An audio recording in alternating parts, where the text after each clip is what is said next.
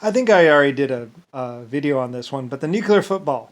So, like I say, the nuclear football is basically pretty much Nixon or JFK basically kills uh, Richard Nixon, his Secret Service agent, or he gets killed or something. I get word that basically one of the Secret Service agents is actually the president, and that he's planning on blowing up the world or something. So I have my guys, instead of just going and killing all the Secret Service agents, I have my guys start looking at the Secret Service agents and looking to see if they're giving silent orders to my manager. There is no real president, but there's a manager of America. Like I say, I'm not in the White House all the time, and sometimes I go away for a time, and then I come back. I even rented out the White House for a while with its train. Like I said, there used to be a train underneath or next to the White House. You know, and JFK start using it, to give out soda and stuff. And I'm the one who's actually giving out the soda, but no one knows that. Anyway, out of the back of the train, and then they start doing this Republican, vote Republican, or go with Republican or aristocrat or whatever. I think it was aristocrats first, and then it was the Republicans, and then it's the Democrats. Anyway, a long line of basically lies and bullshit. And of course, Mr. Brown and Mr. Black are, Harlem and Wolff, my Belfast company. They're giving out free tickets, free this, free cars. Basically they just go and shoot up the factory and then steal as much as they can, or try and they basically bankrupt a whole bunch of companies. And the companies are like, we can't do this. We're going bankrupt. We can't be doing this, and they don't care. They're just like, yeah, man, do it, do it, do it, do it. Yeah, yeah, yeah. Bob's gonna pick up the cars. And that's why you get two-tone Tom and everything else like that. I'm the person who actually invents the two-tone paint jobs on the cars, and then, and has it done and actually spends the money for the two-tone. And then, of course, when they get in there, they just start giving away for free to all their friends, all their Republican friends. Anyway, they start doing this takeover thing. So anyway, and it's nightmare between 1910 and 1920, 1930. Anyway, so then I get word, and it's like they're hiding the nuclear football. And another thing is that the ICBMs aren't even supposed to have nukes on them. They're actually for getting to space and back. So, but I do have a missile defense system that's able to hit any place in the world. Like for pinpoint target. My Scud missile. What's called my Scud missiles. Those can go like 60 miles or 120 miles, or like they can get from one continent to the next. So I can hit over there and stuff like that, if there's really a problem, but there never is really. I mean, it's like, who am I going to kill? Most of those people work for me anyway. So anyway, it's just in case, there's like a problem or something like that. And mostly I just built them anyway, and I just like rockets and cannons. So anyway, basically, Richard Nixon is hiding it's actually JFK is hiding the truth about the nuclear briefcase and all that other stuff, and from the public. And then, like I say, when they rebuild, they eventually do, and then they figure out that you need all three. We set it up so you need the FBI, the CIA, and the Pentagon all to agree on launching on the state, like the Pentagon, the CIA, the FBI, and the Pentagon set the number. Like they take it down to number 2, or number 3. Once it gets down to number 3 or number 4, then the president can press the button, but not before. So all 3 agencies have to agree, and they have to go, okay, go for it. Okay, go for it. Yeah, I believe we are a dangerous state at this point in time. Anyway, so they take it down. The whole point is not to be able to nuke people. So they take it down to number 3, and then the president can press the button, but not before. The Germans and everybody else designed the system, and the Germans knew that probably the United States was probably going to nuke them anyway. So, because they could see the signs and see what was going on in the world.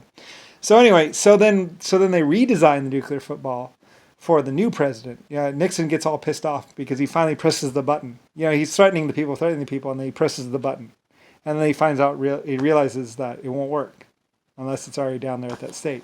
So anyway, so then they redesigned the nuclear football, and and I think Nixon eventually, anyway, they redesigned the nuclear football. Anyway, they drive inside of a deep dark tunnel one time by accident. They're going somewhere, and they drive into a deep dark tunnel, and the thing loses contact with the satellite or with the communication system. And they were so paranoid that they made it so if it ever loses contact, it launches a missile. So somewhere in Nevada, It launches the missile. And then it goes on the news report. America, Russia, high severe alert, blah blah blah blah blah. And that's because they drove in a tunnel. And the dumb shit, and they didn't even realize that it launched the nuclear missile. Somebody in NORAD was like, "Oh fuck!" Click. Because they're like, it launched. And that's because one of the nuclear footballs, they were driving in the tunnel, and they're pardoning inside the thing, like girls on them or whatever, and they're just like pardoning it up, and the missile's launching towards the other country, and they do it up completely by accident. Because the dumb shit. Well, they built the briefcase and then they killed everybody who knew how it worked. So, all the programmers, all the engineers, all the people who worked on the system and figured out the old system and then rebuilt the system, and then they killed them all. But then they had killed the first people too, because they killed all the Germans that worked on NORAD too. So they took them out back and shot them. Some 2,000 or 3,000 people. So anyway. Like I say, Mr. Blau and Mr. Black doesn't really care about anyone, nor did the Bloods, especially a white person, So, and then by the time he gets to 80, just like Nixon and JFK, they're just like, fuck it, blow it all up. And they spend their whole lives shooting people and killing people. So, anyway, it was a free ride to them. So they just walk up to car dealerships, shoot the car dealership guy, and steal the car. And they were doing this all through 1920 to 1968, where JFK finally gets killed, and it still continues, only in not so obvious. Before 1960 something, it's like completely obvious, and they've carpet bombed, they've done everything but horrible. Like the aristocrats and the Republicans are the worst people in the whole universe. So anyway, all this stuff goes on, and even the Hells Angels, they're arguably good or bad. I don't know. They're probably bad. So anyway, because they're driving around, and they don't really give a fuck, like Jesse James and Jesse James' daughter. Jesse James was actually a rapist. He raped a couple girls and did a whole bunch of bad stuff. And he's like, yeah, and then he has a 20-year-old daughter, and then somebody else who's a badass goes and wants to go be with her or rape her, and then he has a problem with it. It's like, so you rape all those daughters, Mr. Jesse James. And then, or all those other girls, and have sex with all those young girls, and then your daughter gets to be about 20 years old, and all of a sudden it's not, it's not okay for some other guy to do that to your daughter. Well, that's interesting. I mean, she's a really beautiful girl, gorgeous, absolutely gorgeous. And like I don't really know. I mean, I think he might have gotten his wife hooked on drugs or something like that, or something, or he was slept with a lot of women, basically. And then he has a problem with this other guy sleeping with his daughter or something like that. He's older or something like that. I don't really know.